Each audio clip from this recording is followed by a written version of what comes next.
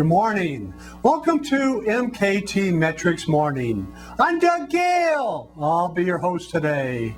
Just suppose for the moment you know what the exchange insiders know. MktMetrics does. It's important for you to know what the specialists and market makers are currently doing with their inventory. What do you say we take a look? We began Friday's trading by examining the Dow, and we noticed that the Dow trend has reversed course to up from down. Today's reading rising 26% versus 19% the previous day. Dow momentum rising 23% versus 19%. Dow volatility rising negative 0.57% versus negative 1.54%. Dow 50-day net change falling negative 217 versus negative 137. Let's take a deeper look into what the smart money is currently doing with their inventory.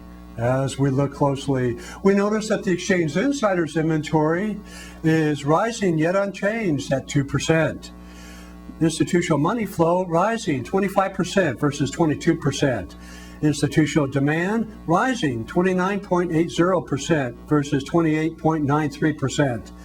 Institutional inventory rising 34.93% versus 32.71%. Institutional accumulation trend rose negative 11% versus negative 15% the previous day.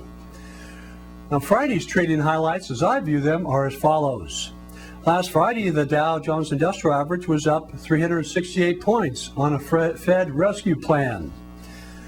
Fed bailout, disagreement, oil, and Washington Mutual closing are today's market movers. Stock market is balanced, yet it still lacks liquidity as there's no possibility to go short on most stocks.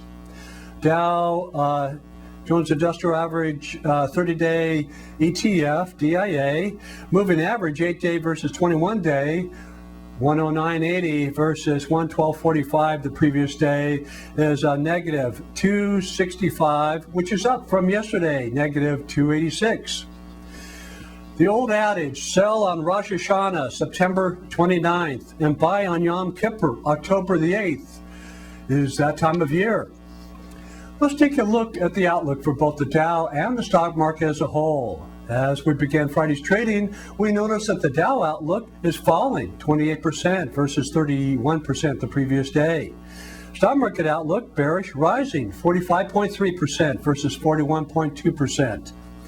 The Dow Jones Industrial Average has a probability of closing up Friday of only 49%, whereas Diamond's DIA has a probability of closing out Friday of 23%. Now, Thursday's results from our $1 million account, which began trading on December of 07, has a current value of $1,277,243, which was up on the day yesterday, positive $77,198. I'm Doug Gale, not always right, just very seldom wrong. Please visit me daily, MktMetrics.com. Center of the page beneath this video webcast is the blog. Trading ideas in the evening, stock market forecasts in the morning. It's free. Also free is a 14-day free trial to our content, which all the stockbrokers on Wall Street are talking about.